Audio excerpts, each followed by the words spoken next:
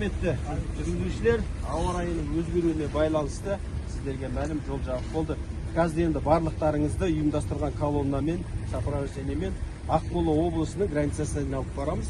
Скорость жылдамдық 40-50 сағатына, одан жылдамдықты шамадан тыс асырмауға сіздерден сұраймыз.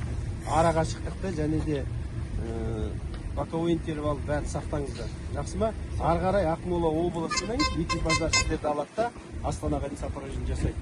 Поворот подъемда бар, алдымыздан қазір КДМ түседі. Байқаңыздар, жол тайғақ жерлер бар. Жарай ма? Все, давайте жолдарыңыз болсын.